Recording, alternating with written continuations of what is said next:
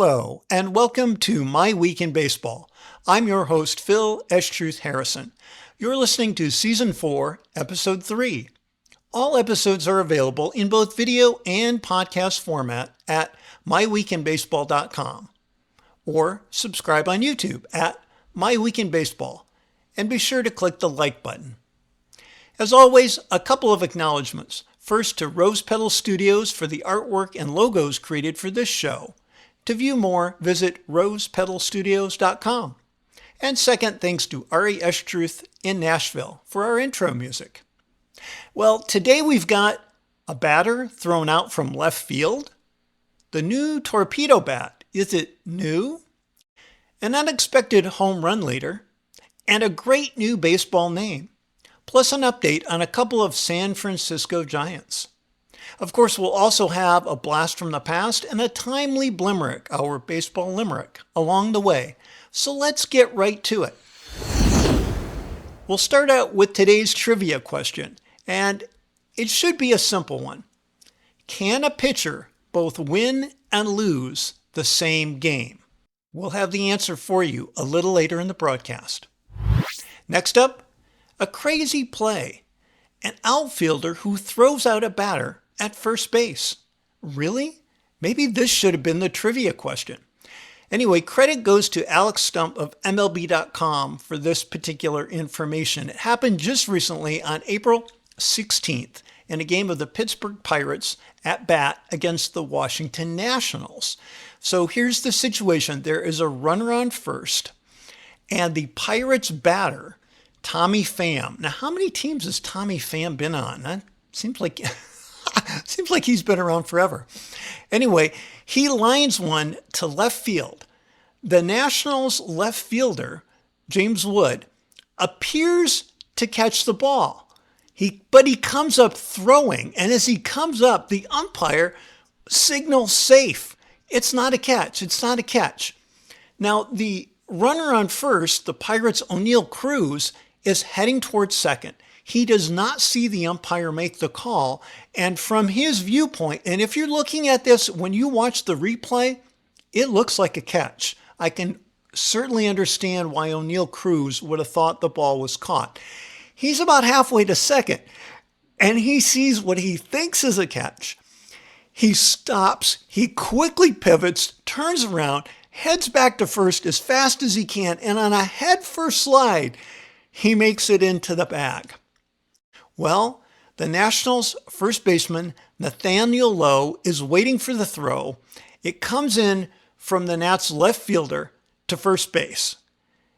The runner, Tommy Pham, knows that the ball wasn't caught and is exasperated by seeing O'Neill Cruz come back to the bag because now the Pirates have two batters, or two players, the batter Tommy Pham and also the runner who should have gone to second, O'Neill Cruz. They're both there at first base. Tommy Pham is like a step away from the bag, and O'Neill Cruz is already there.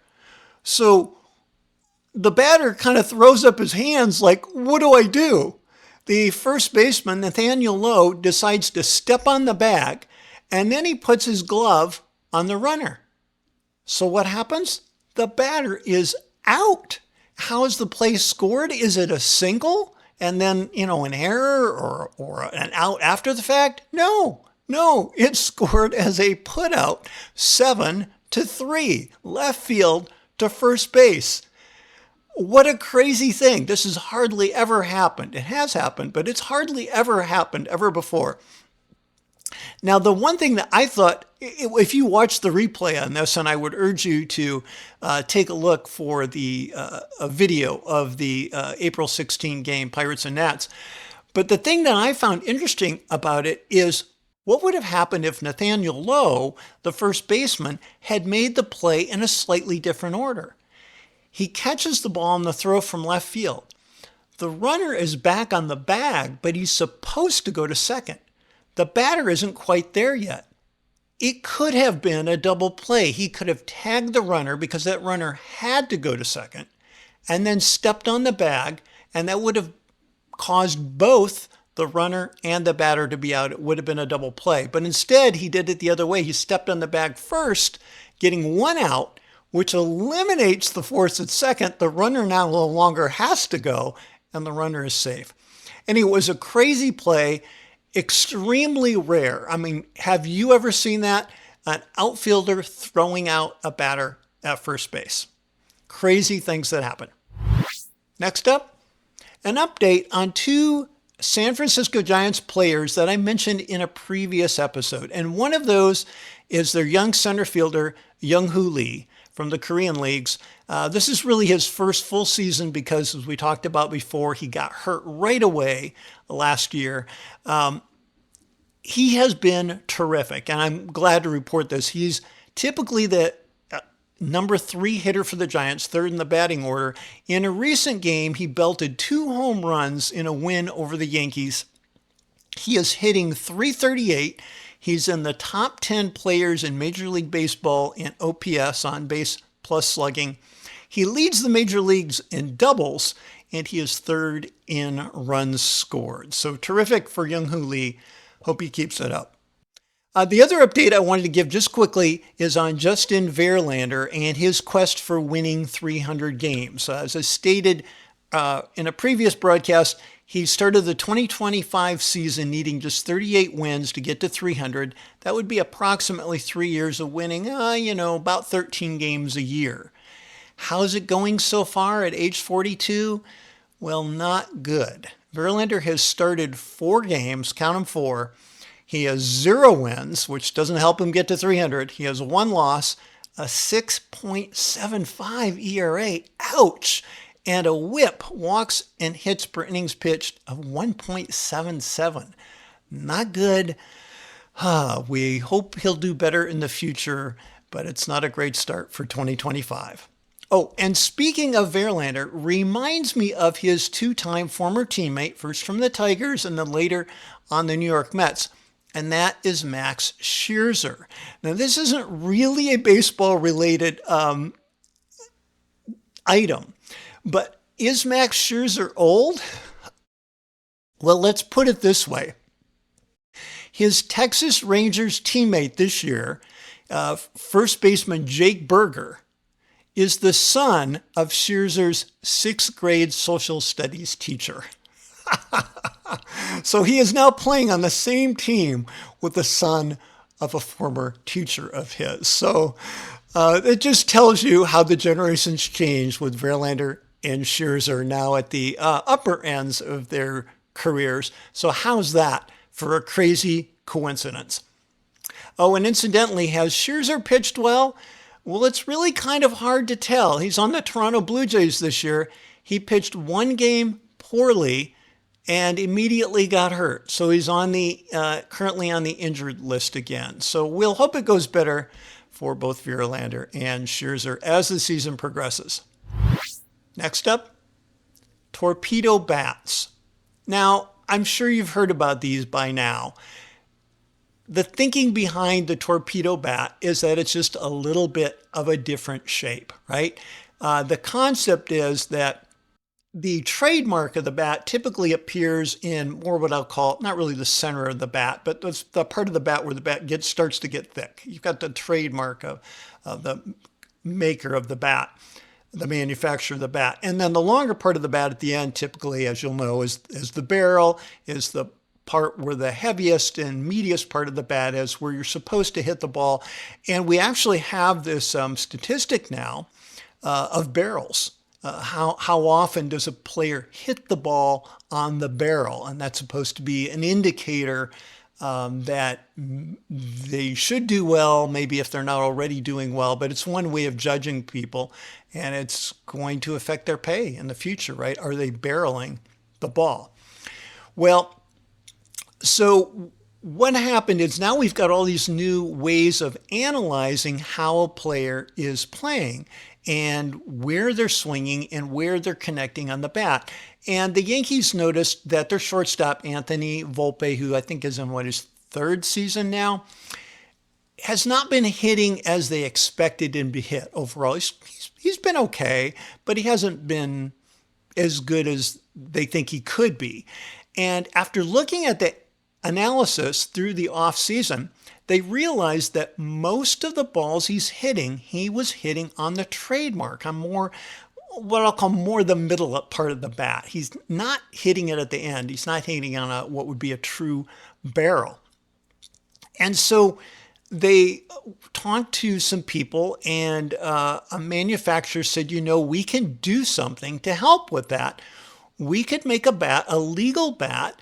It's just a little bit different shape. So what we'll do, and this is why it's called a torpedo bat, it looks more like the shape of a torpedo. It kind of gets fat and then gets a little bit skinny again toward the end. Now the meat of the bat, the true barrel on these torpedo bats is more or less where the trademark was. It's a little in from the end. So you could hit the ball in on the bat a little bit and actually get the sweet part of the bat. I actually don't know how they will judge that in the future. Will that be considered a barrel? I'm not sure how they were judging the barrel before. Makes you wonder how that would be counted. But at least for Volpe, the idea was this is going to help him because that's where he naturally hits the ball, on that part of the bat. So if we can give him a bat where the better part of the bat is in the middle, he should have a better season. And here's the part I found interesting. I mean, that part is like, yeah, okay, that makes sense. You can see why somebody would do that. Is this really new? It sounds new. I mean, all of a sudden there was all this information on these torpedo bats and you're hearing all about them. It's not new.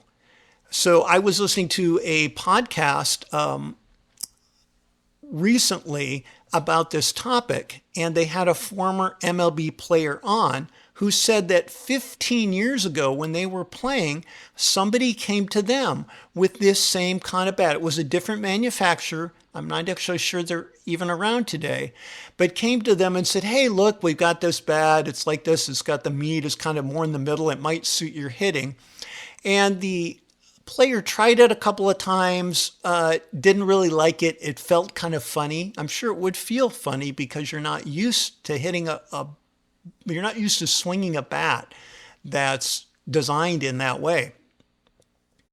And it didn't catch on. And at that time, this is my personal thinking about it. 15 years ago, we did not have these laser style analytics, not like we have now. So it would be more just a feel for it. Does it feel right? It doesn't feel right. It feels funny. Now we have those analytics and we can go, look, we can show the player, you can say, here's where you are actually hitting the ball. And they could go, oh, wow, okay, well, that makes sense. I'm going to use this thing for a while. And I think that's part of it. I think it would have been so unusual in the past, and we didn't have the evidence you really needed to show that it worked. So is it going to catch on? Yeah, sure. For a few players, it will catch on. I think you're going to find, and there's some players already using it, but not really that many. I think you're going to find if you have a particular style of hitting where you tend to hit it in on the bat a little bit more, then yeah, sure. Why wouldn't you do this? It could help you as a hitter, but you've got to be the kind of hitter where that makes sense. Aaron Judge isn't going to do it. The big home run hitters aren't going to do it because they are already hitting the ball with the end of the bat with what's been traditionally the barrel. And so the big game that got all the attention, the Yankees won a game earlier this season, 20-9, and they hit 9 home runs. Most of those home runs did not come from guys using the new bat. Anthony Volpe hit one. I think one other guy hit one. So yeah, there were a couple that were hit with the new bats. Most of those home runs weren't. Aaron Judge, I think he had 3 home runs in that game. He wasn't using the new bat. So it's not like it suddenly makes you the greatest hitter in the world. Looking at Anthony Volpe, his batting average isn't too hot. He's hitting .219 so far this year. But he does have a good number of home runs. It's like 4 home runs and 75 at bats, something like that. I'd have to look up the details. But he does have a good on-base plus slugging because he has hit a number of home runs. I think we need to give this more time and see how it plays out. I do think some people will benefit. I don't think it's become the common bat.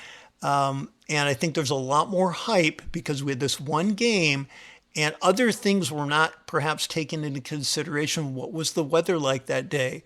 What was the wind like that day? This was the kind of day that may have led to a lot of home runs regardless of the type of bat that was used. Anyway, with that in mind, next up we have our Blimerick, which we have every episode, and this time it's a tribute to the unusual bats and especially to batters like Anthony Volpe. So here we go. When hitting the batter's trademark, my weak hitting reality is stark. But with Torpedo Bats, I'll improve my stats and hit it out of the park.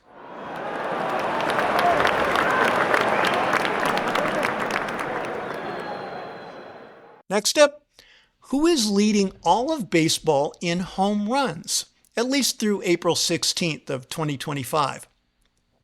Well, let's throw out some common guesses. Aaron Judge? No. Shohei Ohtani? Yeah, no. Juan Soto? No. How about Soto's teammate, the slugging first baseman Pete Alonso? No. No to none of those guys. It's actually the Athletics first baseman Tyler Soderstrom. He's got 8 home runs so far this year in the early going. He's also hitting .310 with a .676 slugging percentage, and he's in the top 10 in baseball with an OPS of over 1,000. So when I first heard that, I thought, oh, well, they're playing in that AAA Mudcats part there in Sacramento this year, right? It's got to be the park. It's got to be the AAA park they're playing in. The answer to that is also nope. 75% of his home runs so far, 6 of those 8, have been hit on the road. So we'll see if that continues. It's exciting, I think, for the A's to have a player in the leaders like that. And I hope Soderstrom goes on to have a terrific season. Next up. So I attended opening day in Los Angeles this year. It was the Detroit Tigers at Los Angeles. It was a lot of fun. I had never been to Dodgers Stadium before. It has kind of a 1960s vibe to it. It reminds me a little bit of Disneyland and kind of the future style that you see in some of the areas there in Disneyland. But of note in the game, what happened during the game at least, was Spencer Torkelson and his new place in the record book. So this is Detroit Tigers first baseman. And this is a record that's one of those kind of crazy records, you could say silly records, that maybe shouldn't even exist. But Torkelson now is in the record books as being the very first player in Major League Baseball to do what? On opening day, to walk 4 times and hit a home run. So I guess if you got to be in the record books, it might as well be for some good offense like that. Next up, top pitching teams. So who would you guess might be a top pitching team? Well, I like to go by earned runs. I guess I could go by total runs, which would help take into account some of the defense. I'm going by earned runs today. I had expected the Seattle Mariners to be right at the top because they have got a terrific rotation. And I do want to do an episode specifically about the Mariners sometime soon. But I was really surprised in these early goings of the season to find where are the Seattle Mariners as far as earned runs allowed in this early going of the season. Well, they are in 20th place. Can that be right? They're actually tied for 17th with several other teams. I guess they're in 21st place if you look at it that way. But they have 76 earned runs allowed. So that makes there. I'm going to say there's 9, 10. I guess they're tied with some other teams. Say a dozen teams that are at their level or lower. But it surprised me as far as not being great teams. You can guess the 2 teams at the bottom, the Washington Nationals and the Colorado Rockies, who both allowed over 90 runs already, and their team ERAs are horrible. The Nationals 5.05, Colorado Rockies 5.29 for earned run average. And the Mariners have a decent earned run average, to be sure. It's 3.92. But there are so many other teams doing better. Who's the number one team? It's the New York Mets. The team earned run average 2.38 and only 42 runs allowed so far this season compared to the Washington Nationals, who are the worst in baseball, at 92. So that is, oh my gosh, the Nationals have allowed more than twice as many runs as the Mets. Wow, hard to win when you're allowing that many. And who's number two? Maybe this shouldn't be a surprise. This is another National League team. I might have said the Dodgers. They've got a terrific rotation, don't they? And they've got great bullpen. But the Dodgers are down there tied with a bunch of their teams for 17th. They're also tied in that same region with the Mariners. Slightly better earned run average, but runs allowed, they're right in that same area. The second best team in baseball right now, the San Diego Padres. 2.56 earned run average and only 48 runs allowed. They do have some great pitching in that team. I think they're one that you overlook. And I'll just round out the top five. Number three, the Cincinnati Reds, 3.08 ERA. The Texas Rangers, 3.46. They're a bit of a surprise to me. And number five, if you're a Tigers fan, the number five team in baseball, there's a tie. The Tigers and the Rays are tied for number five. Tiger earned an average 3.51. Rays a slightly lower team ERA. But that's your top five teams in baseball for the best pitching so far, at least the fewest earned runs allowed, which I think is a pretty reasonable way to go. Next up, our blast from the past.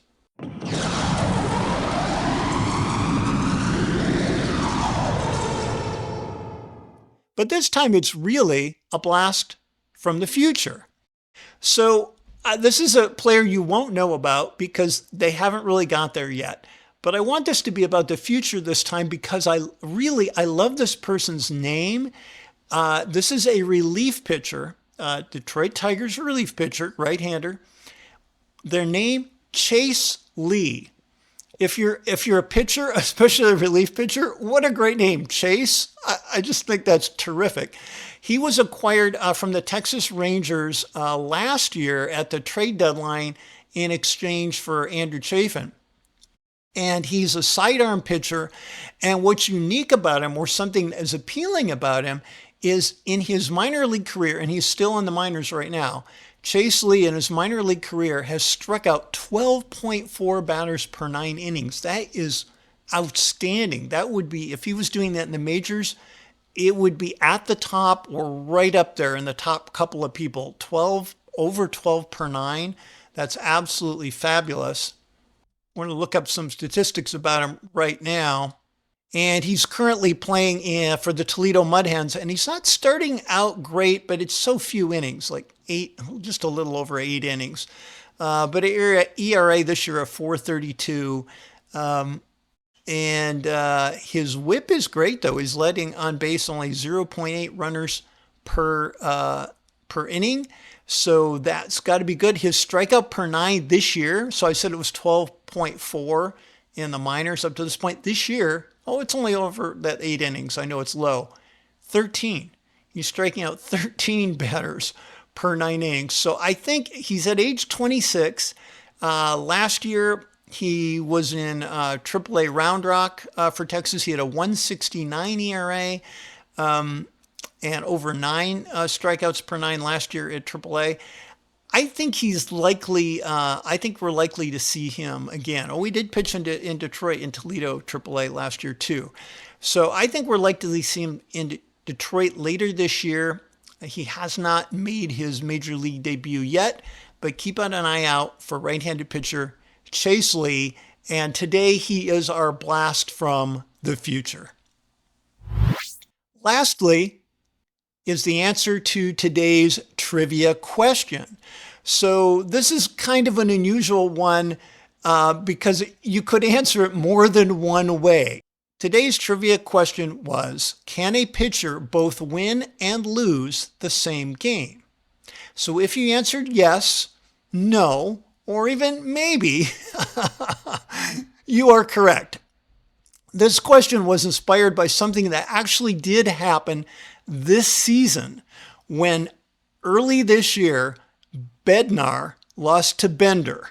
That's David Bednar of the Pittsburgh Pirates losing to Anthony Bender of the Marlins. Now, I know those names are not identical, so clearly in this game the answer was no. The same pitcher did not win and lose the same game. But their names were so close, Bender and Bednar, that I just thought it got me thinking about, could this happen and what would happen? So certainly you could have two pitchers who had the exact same last name, one win and one lose. That's certainly possible. You might even have two pitchers win and lose with the same first initial and last name, maybe even the same name. There are a lot of players with similar names. But could it actually be the exact pitcher? And the answer is maybe. I mean, usually I would say it's no, right? How could the exact pitcher, the same pitcher, both win and lose the same game? Well, I'll tell you how it could happen. It has not happened, but this is how it could happen. Only in a suspended game where the pitcher was traded to the opposing team and then appeared for the new team in the remainder of the game. This situation would be very similar to what happened in 2024 when catcher Danny Jansen played both for the Toronto Blue Jays and the Boston Red Sox in the same game. So how would it happen? And I had to kind of think it through. So if this could happen, what would happen? Well, you are the pitcher and you start on team one. And let's just say it's the Blue Jays. And your team is behind. And therefore you are the losing pitcher of record if the game were to be completed. But the game is suspended, and it has to be suspended at the right point in time. It has to be suspended early, like after 4 innings. Now, maybe this couldn't happen. I'd have to actually look up the rules on suspended games. Maybe a game has to go so long before it can be suspended. That just occurred to me. But let's say that you could suspend the game after 4 innings. Then you get traded in the meantime before the remainder of the game can be played. You get traded to, say, team 2, unless, let's say that's the Red Sox. Now you pitch in the 5th inning and perhaps beyond the 5th inning. Your team is still ahead and goes on to win the game. Since the starting pitcher of the new team lasted only 4 innings before the game was suspended, they don't qualify for the win.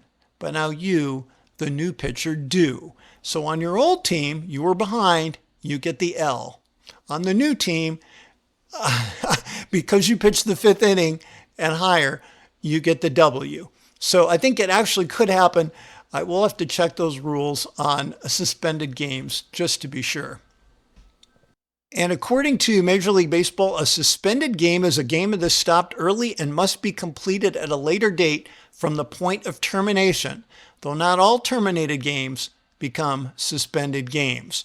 So this does not say anything about, it says normally due to weather, but it doesn't say anything about it has to be a certain number of innings. So I think that given that, it could happen. You could both win and lose the same game. Anyway, that's all for today, my friends. Please join us next time because honestly, what can be better than talking baseball? As always, I'm your host, Phil S. Truth Harrison. We'll see you next time on My Week in Baseball.